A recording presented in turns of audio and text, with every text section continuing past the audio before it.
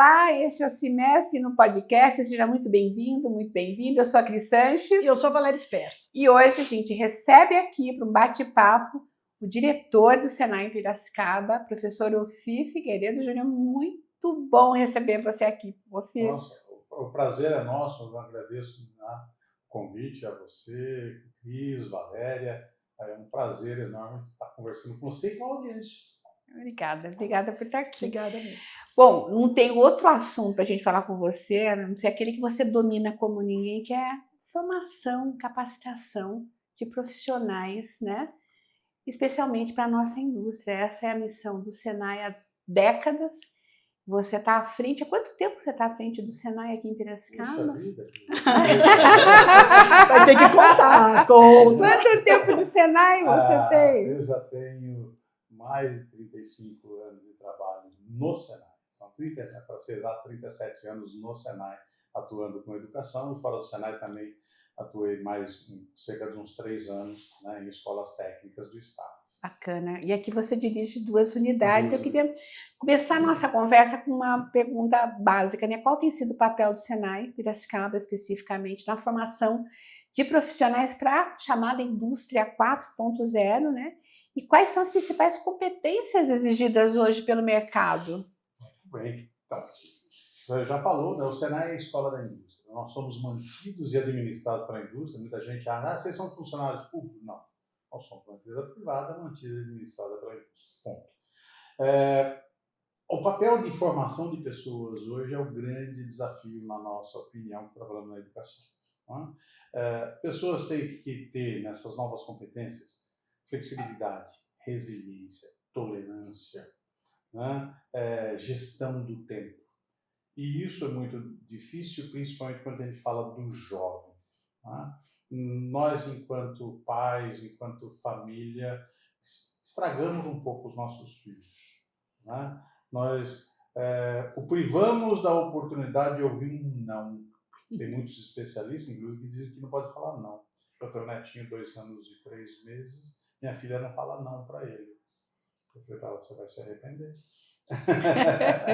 Então, essa juventude tem que entender essas competências, né? E tem que entender que nem sempre tudo vai sair conforme ele quer, do jeitinho que ele quer. Em alguns momentos ele vai ouvir um não. Esse é o grande desafio, é a gente se adaptar a esse contexto, a esse novo momento que nós estamos vivendo. Quando você fala em adaptação, né, é isso que a gente vem escutando muitas correntes, né, de filósofos, sociólogos, né, que estão dizendo o seguinte: não adianta você falar, esse pessoal aí, não adianta, você tem que entender como a cabeça funciona, verificar o que você, enquanto líder, precisa fazer para poder também se conectar, vamos usar a palavra, né, com esse pessoal, porque ele é a força de trabalho que a gente vai ter nas mãos aí, né, Então, assim, o que o Senai faz? Porque dá uma dica pra gente aqui, como que você lida com isso? Porque a gente sabe que é difícil. E na indústria também não tá fácil isso, né? Não tá. Como que vocês estão fazendo para melhorar isso? Muito bem. A primeira coisa que a gente faz é combinar o jogo. Vamos dizer que é combinar o jogo. As pessoas que se inscrevem para fazer um curso no Senai participam de uma reunião antes do início das atividades e a gente explica como funciona a nossa cartilha. Como uma integração. Exatamente, a integração, né? Uma reunião de integração. E a gente explica como é que funciona a nossa cartilha. Está de acordo? Sim ou não? Está de acordo? Pode ir lá efetivar a matrícula e começa o curso. Não está de acordo? Tem a oportunidade de buscar outra escola, tem excelentes escolas na cidade, na região.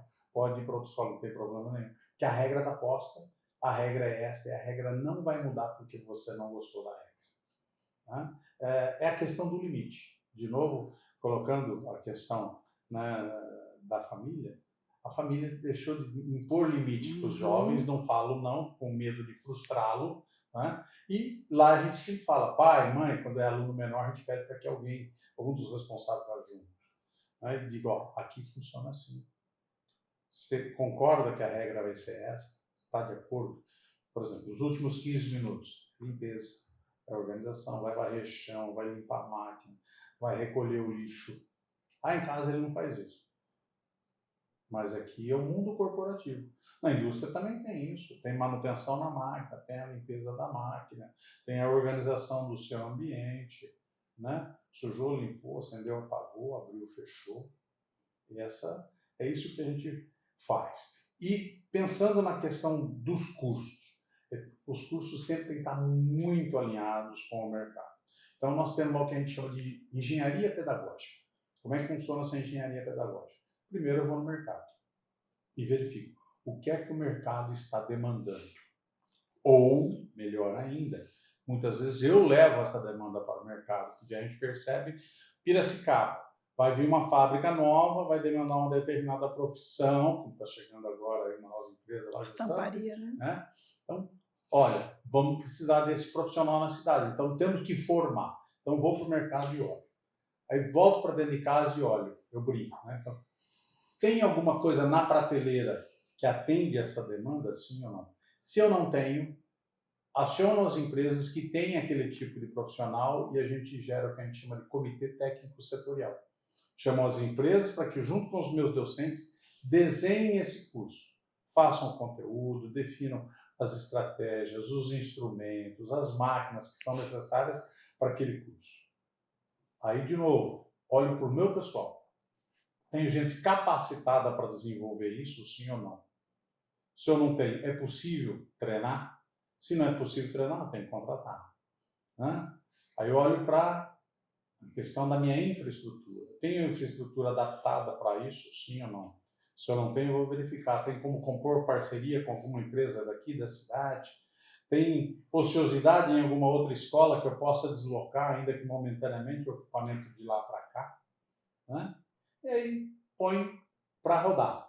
E no final a gente avalia. É o famoso PDCA. Né? Eu giro o PDCA nessa nossa engenharia pedagógica.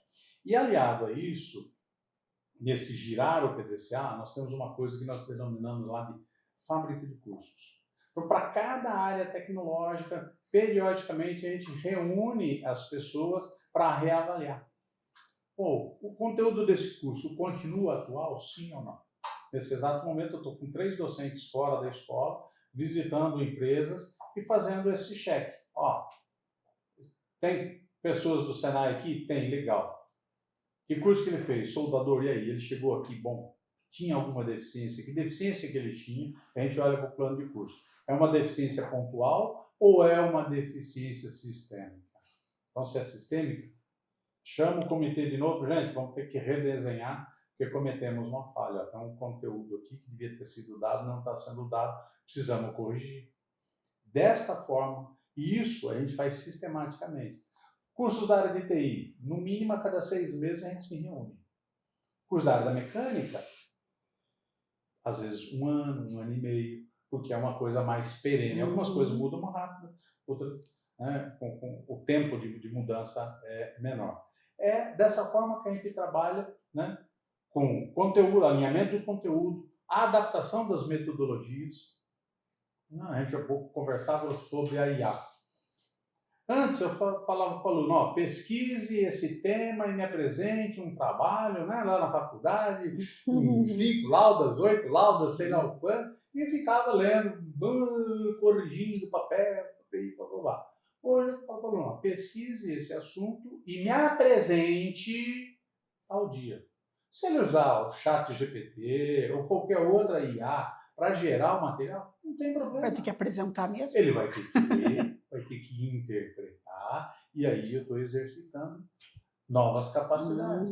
A capacidade de expressão oral, escrita, tá certo? A questão do falar em público, que são competências necessárias, né? Mesmo dentro da empresa hoje, Com certeza. a maioria das empresas tem algum tipo de projeto, então você tem que defender a sua ideia lá na frente do chefe. Pensei nisso, fazer assim, fazer assado, quer dizer, é um tipo de apresentação. Né?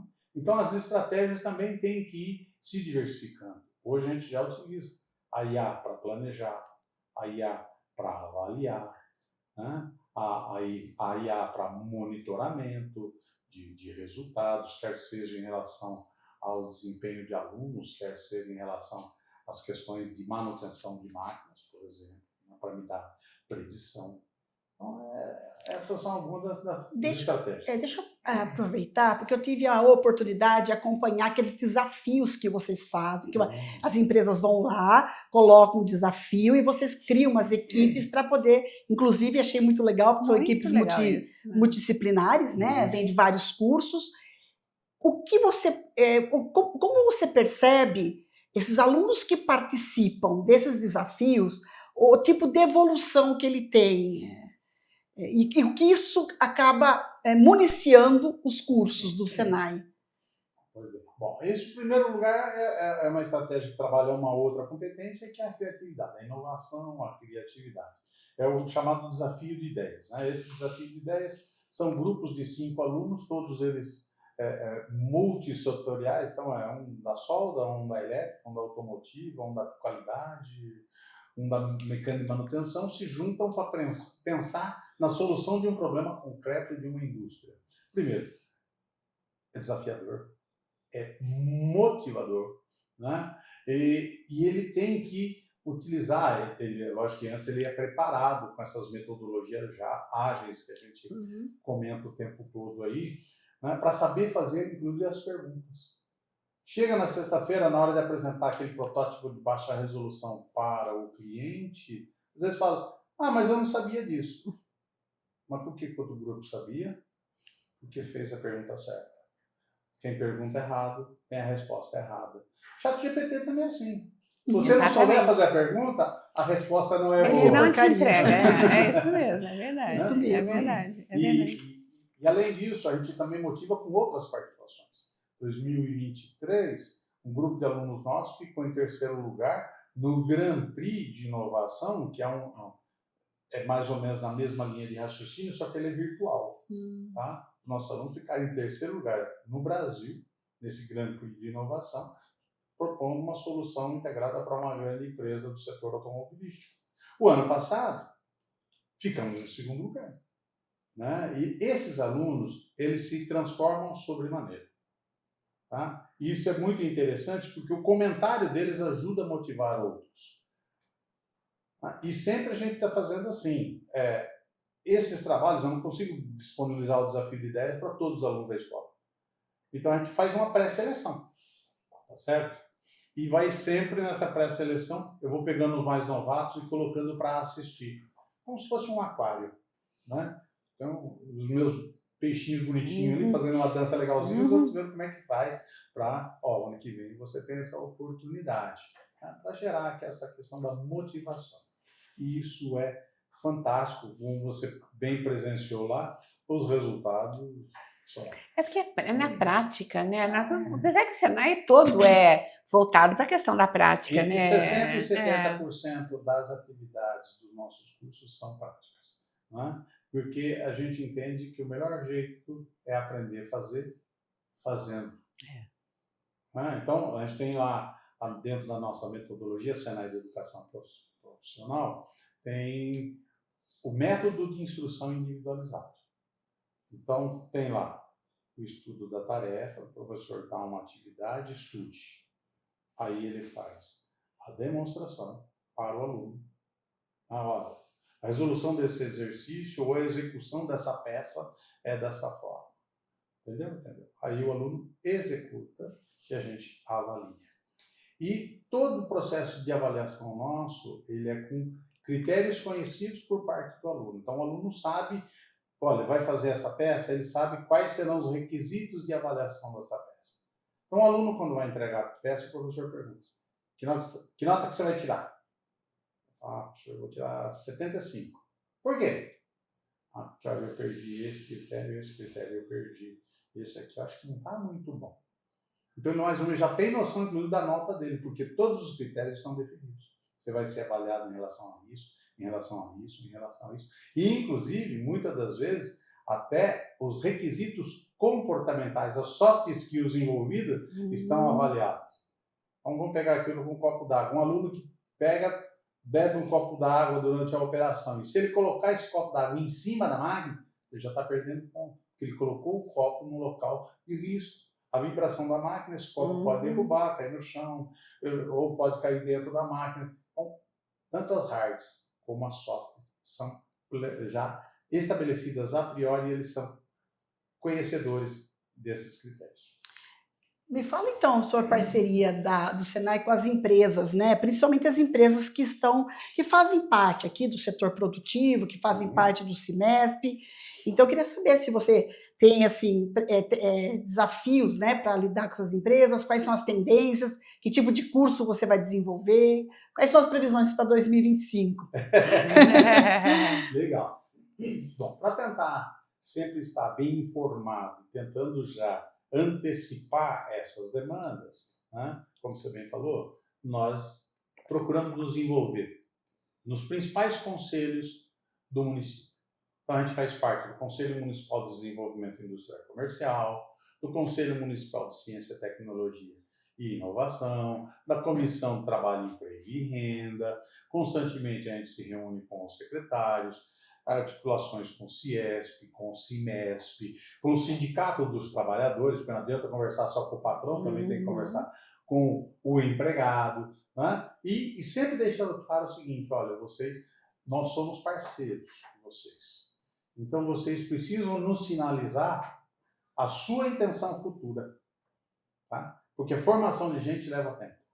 Não dá para, me entrega amanhã 3 cordeiros, 3 fresadores, 4 soldadores. Não é assim. Leva tempo para formar. Então, se as empresas, né, nessa relação de parceria, né, anteciparem para a gente essas suas demandas, é ótimo. Eu começo a formar antes dele precisar. Com todo respeito, a gente já pode gerar o estoque daquilo que ele vai precisar, né? E mais recentemente nós fechamos aí um acordo com o governo federal e hoje nós dispomos de uma ferramenta que se chama Mapa do Emprego. Então, pelo Mapa do Emprego eu consigo avaliar os setores que mais estão empregando, consigo avaliar faixa média de salário, faixa etária, sexo, o que está tendo pressão salarial, aquilo que está com mais pressão, com menos pressão, quais os setores mais estão empregando, inclusive, né, eu acho que a Valéria e o Eric deverão estar conosco lá para conhecer melhor essa ferramenta. E ali dentro eu tenho uma inteligência artificial. Essa inteligência artificial ela também monitora as divulgações de vagas nos principais meios de comunicação, jornais, revistas, sites, e vem esse extrato para a gente. Bom, então, está tendo uma grande demanda por soldador charqueada, por exemplo. A gente pode se articular, conversar com o prefeito. Então, me ajuda aí, me cede um espaço para eu desenvolver um curso aí, levar uma escola móvel para capacitar, que está tendo uma grande demanda por soldador na tua cidade, vamos tentar resolver e equacionar isso. Então, é dessa forma, visitando sempre as empresas, né, estando lá dentro da empresa, fazendo uma visita técnica, nem que seja, a gente brinca, nem que seja para tomar um cafezinho, porque no cafezinho... Nossa, as melhores ideias, é verdade. A reunião é boa quando é no café, né? É verdade. Isso aí. Você recebe muitos alunos da região aqui, o Senai daqui, as 2 unidades recebem muitos alunos? Tem. De onde vêm esses alunos? Nós vem em todo lugar. Pra você ter ideia, nós temos hoje, eu estou com um aluno de Laranjal Paulista, Tietê, Botucatu. Olha, não, então, viaja todo dia. Sai de Botucatu, vem para cá, faz o curso sábado pela manhã, vai embora no sábado à tarde. Tá? Então, tem tanto lugar, tem de Limeira, tem de Rio Claro, porque hoje a facilidade é uma facilidade muito grande, né, com relação a transporte. Tem uns que vêm de moto, outros vêm de carro, outros vêm de ônibus, né? E Piracicaba é perto de tudo. As principais rodovias do país passam por a gente aqui. Então, qualquer lugar que você morar, para chegar aqui é fácil. E qual que é o teu curso mais procurado, assim, mais disputado lá nas 2 unidades? Nas unidades. Hoje, os cursos muito procurados são solda e caldeiraria, tá? E o mecânico de usinagem e mecânico de manutenção. Os cursos da área de mecânico de usinagem convencional, eu abro turma de manhã, no final da tarde não tem mais vaga. Interessante, mesmo assim está faltando mão de obra, né? Falta mão de obra. E o que será que acontece? Que explica isso? Pois é, né? Isso, né? Você tem vagas ociosas no Senai Nós estamos conversando hoje aqui no mês de março, Uhum. né? Tem ociosidade de vaga em algum curso ou não? Muito Você sempre difícil. preenche as vagas? Sempre enche, sempre enche. Tá. Tá? Eventualmente pode acontecer, às vezes, num momento, esse mês, fevereiro, tem carnaval, É. procura baixa. Ninguém está preocupado em estudar, terminar a fantasia, ir para o desfile, ir para a praia, seja lá o que for. Então tem esse movimento sazonal, mas na média sempre a gente lota todas as vagas, então não temos ociosidade. E mulheres podem frequentar qualquer um dos cursos? Não só pode, como deve. Como é que é É uma isso? tristeza para mim falar isso, tem que Filho. admitir que vocês estão dominando o mundo. Você se engana, a gente já dominou. Aceita que dói menos, né, Cris? Você está enganado, a gente já dominou. Em casa eu tenho que obedecer minha esposa, obedecer minha filha, e no trabalho eu também vivo cercado por mulheres excelentes profissionais. Se você pensar, vamos pegar o caso aqui, soldador, tá? Foi citado aqui na Caterpillar, ou da Case. A solda. Se você pensar no homem, nem todo homem é assim, mas vamos lá, sem generalizar. Ele faz a solda preocupando em dar a qualidade da fixação, da união das partes. Tá? A mulher, ela se preocupa em dar a qualidade na união das partes, mas a beleza do acabamento. Esse aqui é um trator. Pô, mas por que um trator não precisa ser bonito? O trator também tem que ser bonito. Até porque, se eu olhar um cordão de solda que não está bonito, ainda que se eu fizer um raio-x, qualquer exame, eu perceba que aquilo está perfeito, quando eu olho, eu falo, putz, será que esse negócio não vai trincar? Olha que eu submeter a esforços. Agora, se eu vejo um cordão de solda bonito, eu já não penso isso. E, de repente, aquele cordão de solda bonito não deu penetração. Então, a hora que submeter esforço, né? Mas tem essa questão. Né? Então, a mulher tem esse detalhe. Ela não só prima pela qualidade da execução da atividade, mas prima pela beleza. Pela beleza. O Fih, deixa eu aproveitar, porque assim, eu tive uma experiência muito legal no Senai, né? Uma união entre Senai, Sindicato dos Trabalhadores, Simesp, Exército Formiguinhas, com a Indústria do Amanhã. Correto. Certo? Qual é a avaliação que você faz do Indústria do Amanhã? Ela é muito boa, muito boa. Quando a gente pensa na possibilidade da gente oportunizar, né, o mercado de trabalho para as pessoas que estão hoje alheias a esse mercado, né?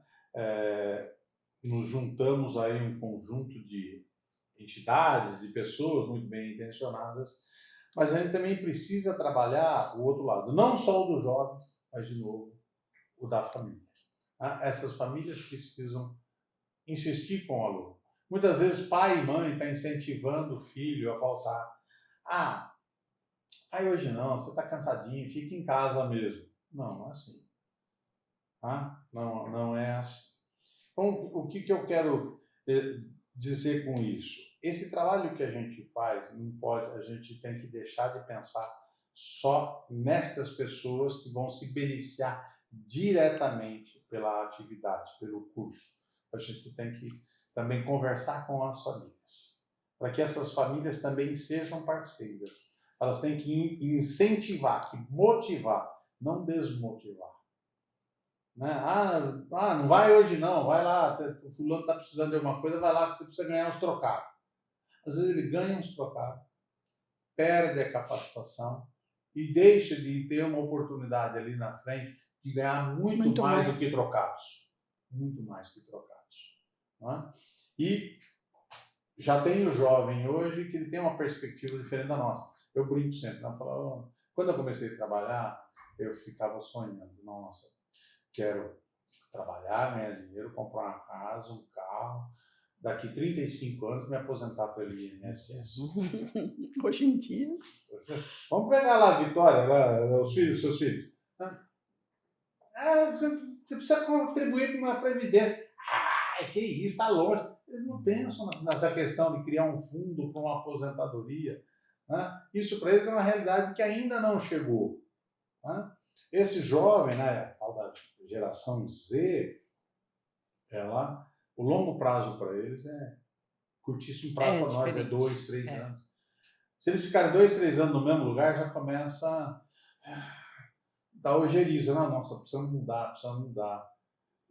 Não é que isso seja ruim, mas isso pode trazer alguma consequência lá na frente. E aí, voltando, nós, enquanto empresários, enquanto empregadores, também precisamos entender essa dinâmica.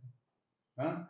O jovem hoje não gosta de burocracia, não gosta de hierarquia, mas não é desrespeitoso. Mas esse negócio, eu vou conversar com a Cris, para a Cris conversar com a Valéria, falar para a Cris vir falar para mim, pô, por que eu não posso ir conversar direto com a Valéria? Então, se a sua empresa é toda burocratizada, toda assim, escalonada, dificilmente vai atrair o jovem. Esse jovem vai entrar por uma porta 3, 4, 5, 6 meses, vai embora. Eu costumo dizer, Ofir, que o problema não está na burocracia.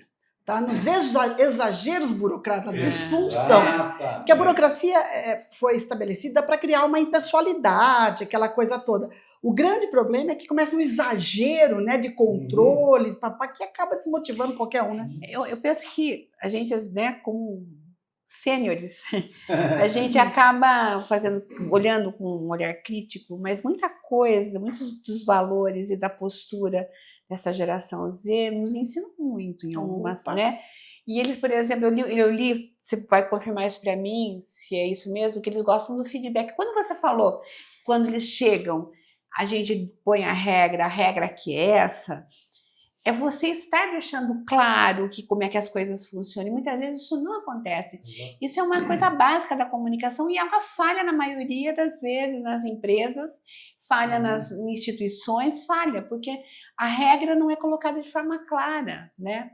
E você ir depois devolvendo para aquele jovem, para aquela pessoa, olha, seu desempenho está aqui, tem sido esse, você pode melhorar aqui. Isso que eles gostam desse feedback, dessa conversa, essa né? Troca, né? Você vê isso nessa juventude que está lá dentro do Senai? A gente costuma dizer o seguinte, que o óbvio precisa ser dito. O óbvio precisa ser dito. Tá? Todo dia tem que chegar às 9. Por quê? Não posso chegar às 8h05, não posso chegar às 8h10. Qual o problema?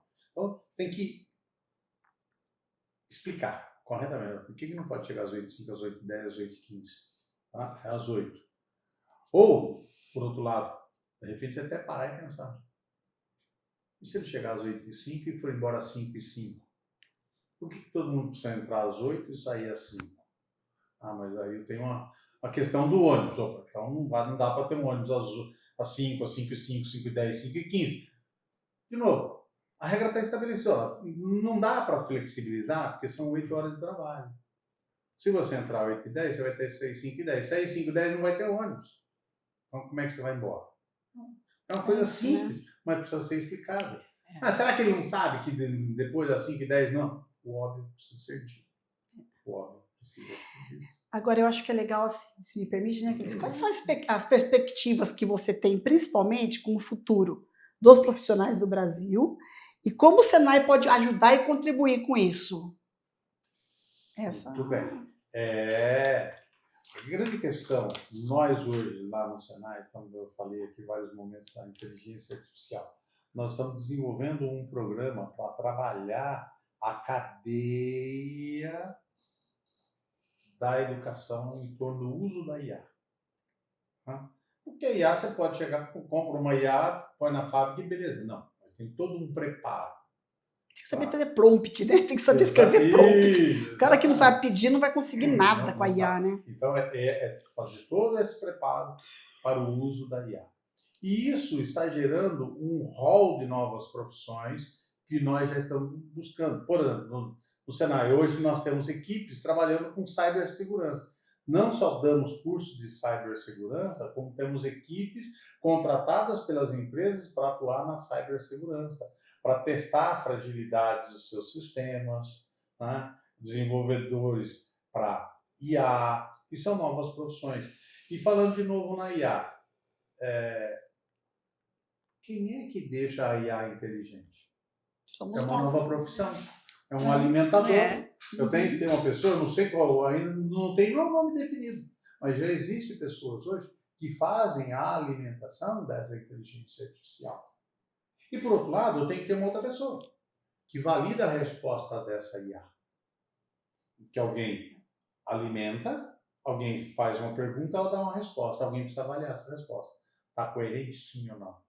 São novas profissões. Tá? Um coordenador de robô. Tem fábrica que tem intensivo em robô. O que você imagina que precisaria ser a formação de um coordenador de robô? Você tem ideia? Tem que ser técnica, né? Tem que ser as técnicas, né? Não. Eu também pensava. Psicólogo. Psicólogo precisa entender de gente. Robô não faz fofoca. Robô não briga entre si. Mas as pessoas que trabalham junto do robô se incomodam com o robô. Ele é um adversário. Ele é alguém a ser derrubado. Então, essas pessoas precisam ser entendidas e trabalhadas como um indivíduo. Tá? Então, quem vai coordenar, vai ser o coordenador de robô, é alguém que entenda de gente. Que fale, filho, vem cá. Não adianta você falar mal dele. Ele está fazendo o que alguém mandou. Eu acho que a questão da programação do robô é super importante também, que é a questão técnica. Sim, técnica. A manutenção é técnica. Mas para quem vai trabalhar no setor ali, a minha preocupação não é necessariamente o robô. Quem está naquele setor, não deixar as pessoas entrarem em parafuso. É perfeito. Muito bom. Muito bem. Que legal. Muito bem. E para fechar a nossa conversa aqui, queria que você falasse um pouco, né, você já falou sobre instituições, mas um pouco da relação Senai e Cimesp, né, o quanto é benéfico para ambas as partes, do ponto de vista do Senai, como é que é essa aproximação, essa abertura com o Cimesp? Olha, o Cimesp, né, enquanto aí junção das empresas do setor metal mecânico e elétrico e assim por diante, para nós é um excelente parceiro. A gente sempre troca ideia, principalmente com a Valéria, com o Eric, com o Paulo, para entender essa dinâmica. Na tua visão, como é que está a empresa? Na tua visão, quais são as principais demandas da empresa? Na sua visão, quais são as principais críticas da empresa? Porque eu acho que isso é importante. O Roberto Mancho, que foi o criador do Senai, eu tenho lá no Senai um quadro que a gente mostra. Eu não posso ficar encastelado achando que o Senai é lindo, maravilhoso, eu tenho que ouvir as críticas. E isto a gente busca em todo mundo. E aqui no Cimesp, eu só tenho a elogiar a atuação de vocês e essa parceria que vocês têm conosco. Porque não só apontam os eventuais problemas que a gente tem, aponta para a gente as demandas, né? E a gente trabalha muito junto, né? Na questão do desenvolvimento de curso, o próprio trabalho que a gente fez com as formiguinhas. Você tem aqui uma funcionária que é oriunda de um desses cursos. Semana passada eu estive na empresa do Eric, lá na Dão Paulo. Também tem uma lá. Encontrei mais uma lá. Né? Esse ano, se Deus quiser, nós vamos retomar. Eu já conversei com o Eric, inclusive, aí, acho que amanhã eu vou conversar com o Juca, para a gente retomar essa questão. Né? Mas mudar um pouquinho, para que a gente tenha mais efetividade. Nós tivemos cerca de 60 e poucos % dos alunos já empregados, trabalhando. Caramba, temos que trabalhar para chegar a 100. Então, tem mercado para isso, tem espaço para isso, né? As empresas estão reclamando que falta mão de obra qualificada, certo? Então, vamos mostrar para essas famílias que eles também precisam ser parceiros, precisam ajudar. Né? E, de novo, para fechar, a questão é: a família tem que também rever seus conceitos. A família tem que ser um pouco mais tradicional, porque a família, infelizmente, como o pai trabalha fora, a mãe trabalha fora, a gente relegou a educação para a escola. A educação foi feita para ensinar, a educação tem que ser em casa. Tudo bem. Então, que a família seja parceira e apoie mais a escola, não critique tanto a escola. Hoje a gente fala que a gente vive a geração mimimi, mas as famílias contribuem para esse mimimi. A indústria também precisa rever a questão dos processos seletivos. Muitas vezes o processo seletivo não está atraindo o jovem. Então, às vezes, ele deixa de se inscrever para uma vaga que está lá, porque fala, nossa, eu tenho que ir lá, ficar 2 dias fazendo entrevista para ver se vai dar certo. Pô, O jovem é mais é imediatista mais hoje, imediatista, né? então vamos dar uma cara mais tecnológica para esses processos de recrutamento e seleção, né? E precisamos, por fim, também, ajuda do governo. São políticas de governo, não estou falando em partido. Políticas públicas. Políticas públicas, né? Olha, esses dias eu estava num posto de gasolina e o frentista falava, aquele menininho ganha quase 6 mil reais por mês. Essa conversa foi enfiada. Daqui a pouco veio o menininho lá. Tio, o senhor não quer bala? Rapaz, sou diabético, não posso comprar bala, não posso pegar bala, você quer me matar? E aí, como é que tá hoje? Hoje está meio fraco. Quanto você faturou? Já faturou uns 300 reais. Você trabalha todo dia? Não é todo dia não. Mas até que hora que você trabalha? Até acabar.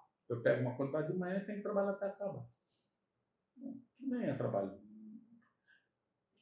Insalubre, né? É em pé, no No sol, meio do trânsito, né? O Correndo risco. trânsito corre risco, pode algum maluco ficar bravo com o menino, dar-lhe um tapa, sei lá. Mas vamos fazer as contas. 300 reais. 20 dias no mês. No dia ruim, 300 no dia ruim, que ele falou que se grava no dia ruim, né, Valéria? Já deu 6 mil. Em 20 dias eu tirei o sábado e o domingo. Não tenho chefe, não tenho hora para entrar, não tenho meta para cumprir. Tá? Se eu oferecer um emprego com carteira assinada para esse menino, ele fala, não. Se eu assinar minha carteira aqui, eu perco o Bolsa Família. Isso é o Eu problema. perco o Vale Gás, eu perco não sei o quê, eu perco não sei o quê. Então eu abro mão de ter um registro formal que me garantiria, talvez até menos dinheiro, mas com uma série de benefícios. Tem cesta básica, tem plano de assistência médica, tem contribuição para aposentadoria, enfim, seja lá o que for, mas eu ganho até mais não tendo isso tudo. Né? Que aí está gerando a tal da gig economy. Que é a economia de bico. O jovem não quer carteira assinada. Né? Você conversa, mas tem um amigo da minha filha que já fui 2, 3 vezes na casa dele e falei, cara, você leva a vida, hein? Ele falou, não é que eu levo a vida, eu tenho um conceito diferente do seu. Eu falei, você tem casa, né? Eu falei, tem. Falei, então você está preso.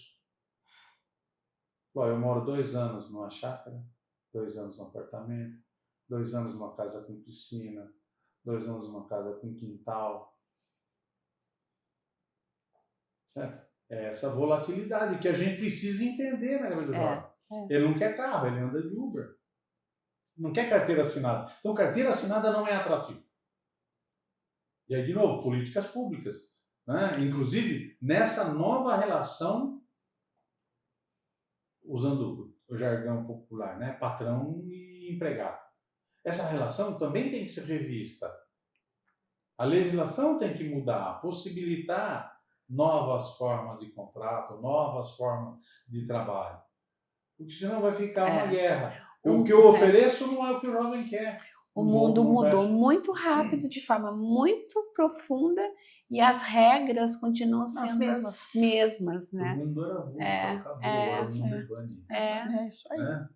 Mudou as coisas. E muda, a cada dia, muda mais rapidamente. Né?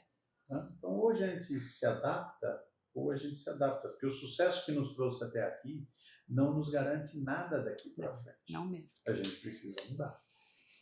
E é a gente, quando eu falo a gente, é ser humano, e em tudo que a gente está envolvido. Sim. É na família, é no emprego, é nas instituições que a gente representa, naquela das quais a gente participa. Se a gente não mudar, não vai ter jeito. Muito bem. Ô, Fih, quero agradecer sua presença ilustre aqui no nosso Semestre no Podcast. A gente apreciou bastante, né? Bacana. Muito legal. Foi muito bom. Obrigada, Valéria. Eu que agradeço, Cris, pela sua presença. Agradeço você, viu, Fih? E a gente espera você para outras parcerias, outras conversas, possibilidades. Que é sempre bom ter gente, né, que pensa perto da gente. Né? Obrigada, viu? Vamos aproveitar aqui, dia 21 e 22, estaremos no Engenho Central com uma escola móvel de economia circular. Porque esse ano nós vamos trazer para o Brasil o Fórum Mundial de Economia Circular. E a gente está com um roadshow aí, uma escola móvel de economia circular, rodando o interior do estado. 21 e 22 está lá em Piracicaba, para falar desse tema. né? Porque a economia circular, a descarbonização, a produção de baixo carbono, a economia verde, são palavras do momento aí, aliada com ES, ESG. Então, fica o convite para que vocês possam nos visitar lá no Engenho, na nossa nova escola nova. Legal, muito Bacana. bom. Muito obrigada. O horário é dia inteiro? O dia inteiro. Tá. E a visitação é livre, com apresentação de mini palestras, mais ou menos a cada 20 minutos, 25 minutos, né, que envolve esse tema. Muito Bacana. bem. Muito obrigada. Obrigado. Nós conversamos com o professor Ofir Figueiredo Júnior, diretor do Senai Piracicaba, das duas escolas Senai. Obrigada mais uma vez, Ofir. Este é o Semestre no Podcast. Você se inscreve no canal, aciona o sininho e fica por dentro das informações e das novidades da indústria em Piracicaba e região. Até a próxima!